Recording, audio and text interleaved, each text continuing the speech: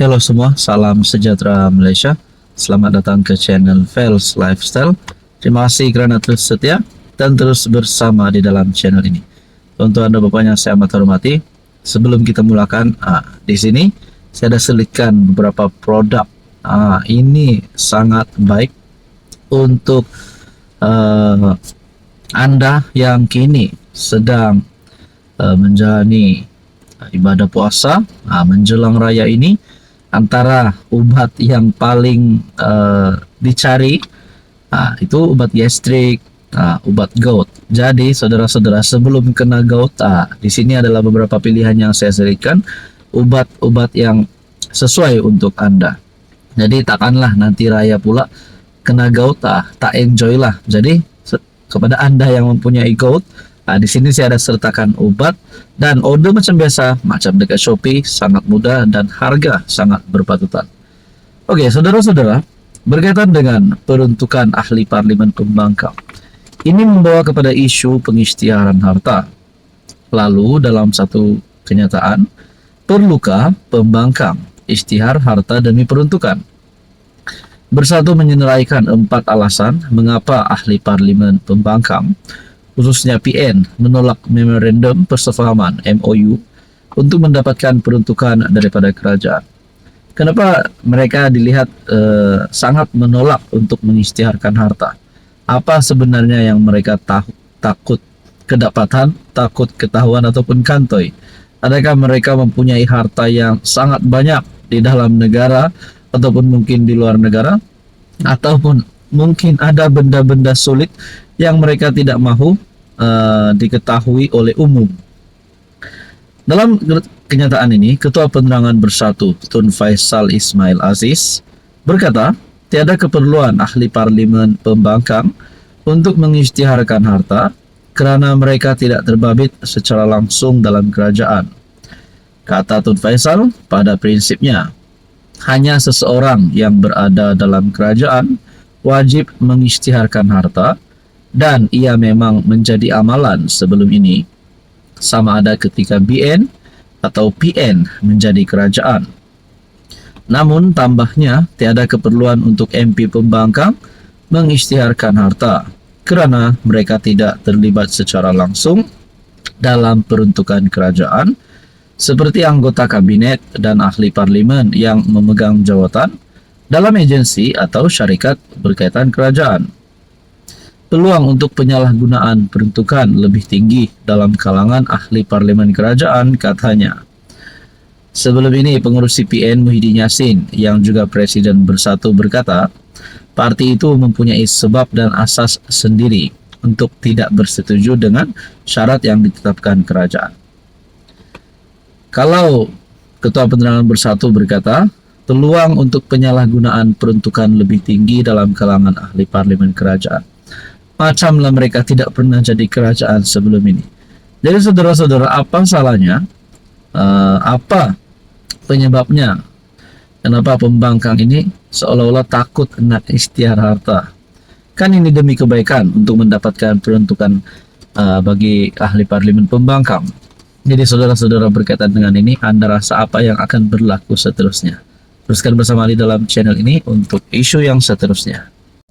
Halo semua, salam sejahtera Malaysia. Selamat datang ke channel Fels Lifestyle. Terima kasih tuan-tuan dan puan kerana terus setia dan terus bersama di dalam channel ini. Saudara-saudara yang saya amat hormati, tuan-tuan dan puan, berkaitan dengan isu skandal rasuah di Sabah yang telah menjadi cerita panas di kalangan rakyat Sabah, bahkan di kalangan rakyat Malaysia juga. Berkaitan dengan isu skandal rasuah ini, antara menjadi cerita yang paling dinantikan, keputusan dan perkembangan terkini berkaitan dengan isu ini paling dinantikan oleh orang-orang Sabah. Orang-orang Sabah, coba komen sikit. Ini berkaitan dengan perkembangan terkini rasuah Sabah. Sebelum ini kita dengar video diedit, video disunting dan banyaklah spekulasi, konspirasi untuk menjatuhkan HJJ dan macam-macam lagi. Tapi ini satu keputusan terkini, LFL akan serah video belum diedit pada SPRM. Jadi saya terpikir kalau video yang belum diedit, maksudnya adalah video original, ini akan diserahkan kepada SPRM. Adakah dengan ini beberapa adun yang disebut sebelum ini, termasuk Ketua Menteri Sabah yang terpalit ataupun disebut di dalam isu dan case ini, adakah dengan video yang original ini akan menunjukkan ataupun akan memaparkan bukti bahwa mereka ini benar-benar terpalit, terlibat dengan rasuah? Kalau itu benar, sudah pasti jawatan mereka ini sebagai adun, ketua menteri, dan apa saja jawatan mereka dalam politik, dalam kepimpinan parti mereka, dalam kepimpinan kerajaan negeri, sudah pasti mereka akan tergugat. Dalam artikel daripada Malaysia Kini, pengarah eksekutif Lawyers for Liberty Zaid Malik menyerahkan kepada SPRM video penuh yang belum diedit mengenai skandal rasuah Sabah. Menurut pengasas bersama organisasi itu, Latifah Koya. Latifah berkata, Zaid akan hadir di Ibu Pejabat SPRM di Putrajaya sekitar jam 2 petang untuk menyerahkan pemacu USB dan peranti asal yang digunakan pemberi maklumat untuk merakam video yang membabitkan Ketua Menteri Sabah, Haji Jinor, 8 adun dan speaker Dun Sabah. Tiada lagi alasan untuk SPRM tidak menyiasat kes ini, kata Latifah. Dia juga mendedahkan video yang tidak diedit itu diperoleh terus daripada pemberi maklumat yang meminta bantuan LFL untuk mendesak siasatan SPRM. Pemberi maklumat sebelum ini dikenal pasti sebagai ahli perniagaan, tetapi Latifah mendedahkan namanya sebagai Albert. Dia tidak dinamakan sebelum ini, namanya Albert. Saya tidak akan menyebut nama keluarganya kerana kebimbangan terhadap keselamatannya, yang saya rasa kita semua faham. Jadi saudara-saudara, adakah dengan ini kita hanya menantikan apa tindakan SPRM selepas ini? Tuan-tuan dan puan, apa komen Anda? Hello semua, salam sejahtera Malaysia. Selamat datang ke channel Fels Lifestyle. Terima kasih kerana terus setia dan terus bersama di dalam channel ini.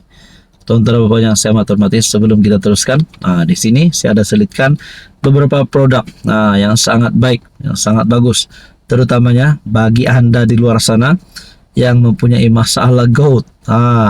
Kepada mereka yang menyambut hari raya, menjelang raya ini, jangankan raya, bahkan pada musim puasa ini pun kena jaga kesehatan.